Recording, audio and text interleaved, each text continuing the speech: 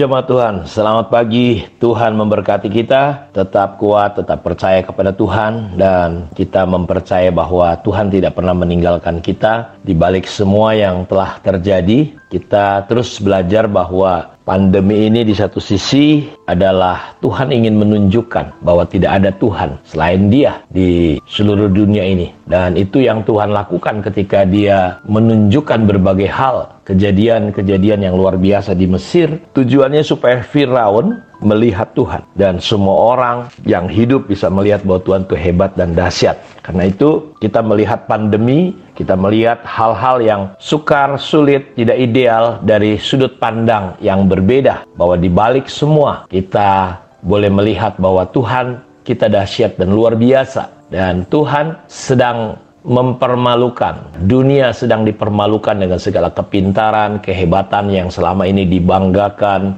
yang selama ini dibicarakan, yang selama ini sampai sepertinya seolah-olah Tuhan, faktor Tuhan itu betul-betul ditiadakan oleh banyak orang-orang di dunia ini. Karena itu Paulus berkata, di mana hikmat orang pintar, di mana kepandaian dunia ini. Jadi kita melihat lewat situasi yang terjadi ini, Bapak Ibu, saya rindu kita memandang dari sebuah pandangan yang berbeda. Seperti ketika orang-orang Israel menghadapi Goliat, semua ketakutan, tapi Daud berbeda. Dan kita berharap saudara bisa memandang dengan hikmat Tuhan seperti Daud. Keadaan situasi mungkin pandemi ini seperti Goliat, atau 7 tahun kelaparan yang begitu mengerikan yang akan terjadi di Mesir, tapi Tuhan memberikan Yusuf untuk dunia.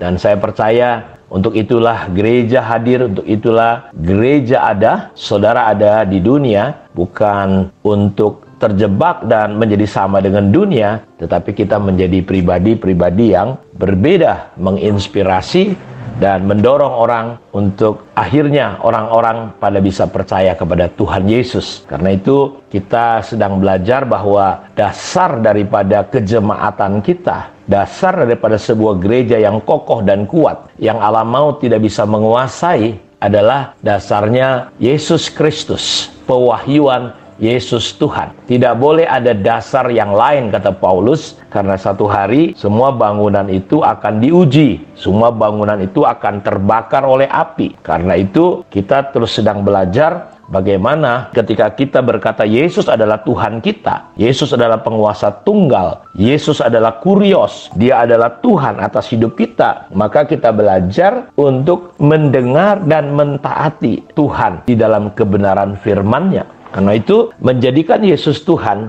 kita belajar kepada Dia, berjalan bersama dengan Dia, akrab dengan Dia, mengikuti dan mentaati Dia. Karena itu Lukas 6 ayat 46, mengapa kamu berseru kepadaku Tuhan, Tuhan, padahal kamu tidak melakukan apa yang aku katakan. Jadi dasar ketika kita berkata Yesus Tuhan adalah ketika kita menjadikan Dia Tuhan, artinya kita mau mentaati Dia. Jadi inilah dasar kehidupan orang percaya. Taat adalah dasar pembentukan dan pembangunan hati kita untuk berkenan kepada Tuhan. Pada umumnya orang memiliki sifat secara natural memandang, melihat penampilan atau apa yang kelihatan. Tetapi dengar baik-baik, Allah selalu melihat hati kita dan mencarinya dari hidup kita. Hati yang seperti apa? Hati yang mau taat. Karena untuk membentuk kita menjadi pribadi yang menyenangkan hatinya, Tuhan perlu membuang semua hal dalam hidup kita yang tidak cocok menurut Dia. Hal-hal yang membelokkan hati kita, kecintaan kepada dunia, ketakutan, kekhawatiran. Sehingga Alkitab kan berkata ketika benih itu ditaburkan, dia tumbuh di tengah semak duri. Ketika dia mulai coba tumbuh, dia nggak bisa bertumbuh dengan baik. Terhimpit. Kenapa? Duri-duri itu bicara tentang kesenangan dunia, kekhawatiran dunia. Ini yang Tuhan ingin buang lewat semua kejadian ini. Tidak ada hal yang lain menarik perhatian kita selain Tuhan. Jadi betapa bodohnya, betapa naifnya dalam situasi seperti yang kita lihat hari ini, orang bukan mencari Tuhan, berlomba-lomba menyelamatkan diri, bukan membangun dirinya untuk lebih mendengarkan Tuhan, lebih taat kepada Tuhan. Karena itu saudara-saudaraku, jalan Tuhan itu bicara tentang hati kita yang tidak berbukit, berlembah, berkelok-kelok, bergelombang. Di saat itulah jalan Tuhan disebut jalan yang lurus. Seperti yang dikatakan di dalam kitab Lukas pasal 3, Yesaya pasal 40, sudah dikatakan, persiapkanlah jalan Tuhan. Jadi kemuliaan Tuhan akan turun dan datang. Kapan? Ketika ya hal-hal yang membelokkan hati kita, yang berbukit, berkelok, berliku-liku, bergelombang, itu diluruskan. Jadi karena itu kejatuhan, kerusakan hidup manusia itu hanya karena ketidaktaatan. Adam dan Hawa dan semua orang kehilangan kemuliaan Tuhan. Kapan? Saat mereka tidak hidup dalam standar Allah, yaitu ketaatan. Jadi sakit, kemiskinan, kematian disebabkan hanya karena ketidaktaatan. Semua karena pemberontakan. Jadi pemberontakan atau ketidaktaatan membuat manusia kehilangan kemuliaan Allah. Dan hal ini menjadi awal dari semua kekacauan, kegagalan, kehancuran hidup manusia. Jadi ketaatan kepada Allah yang dilakukan Yesus. Yesus taat sampai mati. Dia menjadi contoh dan teladan bagaimana hidup yang berkenan kepada Bapa. Karena itu sekali lagi dasar yang benar kejemaatan kita, gereja adalah Yesus Tuhan. Dan Yesus Tuhan itu artinya saudara dan saya mau belajar hidup taat seperti Dia. Kenapa kita taat, saudara-saudaraku? Kenapa taat ini penting? Karena manusia itu tidak didesain, diciptakan untuk hidup berdasarkan buah pengetahuan baik dan jahat. Karena itu Dia melarang. Manusia itu didesain, didasari hidupnya untuk taat saja. Tuhan memberi perintah. Perintahnya untuk apa? Untuk taat. Jangan makan buah itu. Apakah Tuhan tidak ingin kita mengetahui baik dan jahat? Oh, sangat. Tetapi berbeda caranya. Pengetahuan kita bukan berdasarkan baik dan jahat, tetapi hidup kita harus berdasarkan ketaatan. Jadi manusia, saudara dan saya, didesain ketika kita lahir baru. Kita di sini didesain untuk hidup berdasarkan ketaatan. Itu sebabnya Adam dan Hawa itu dilarang makan buah baik dan jahat. Perbuatan baik kita dilakukan hanya berdasarkan pengetahuan baik dan jahat. Dan ini kalau perbuatan kita hanya berdasarkan itu, maka saudara, itu ada sebuah kejahatan. Saya kasih contoh nih di dalam 1 Samuel pasal 15 ketika Saul, ya di sini dituliskan nih, tetapi Saul dan rakyat itu menyelamatkan agak dan kambing domba dan lembu-lembu yang terbaik dan tambun pula anak domba dan segala yang berharga. Tidak mau mereka menumpas semuanya. Jadi di awal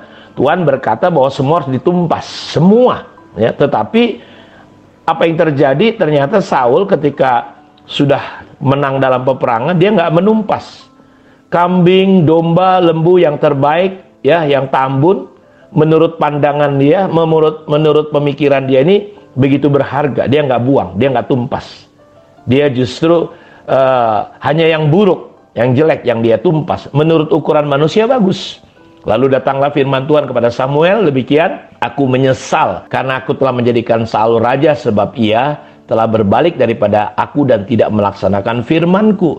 Maka sakit hatilah Samuel dan ia berseru-seru kepada Tuhan semalam-malaman. Lalu Samuel bangun pagi-pagi untuk bertemu dengan Saul, tetapi diberitahukan kepada Samuel demikian, Saul telah ke Karmel tadi dan telah didirikannya baginya suatu tanda peringatan. Kemudian ia balik dan mengambil jurusan ke Gilgal. Ketika Samuel sampai kepada Saul, berkatalah Saul kepadanya, diberkatilah kiranya engkau oleh Tuhan, aku telah melaksanakan firman Tuhan. Itu kata Saul. Saya berdoa dan berharap Bapak Ibu kebenaran ini bisa memberi inspirasi dan pengertian kepada kita. Kenapa kita harus belajar sungguh-sungguh menjadikan Yesus Tuhan.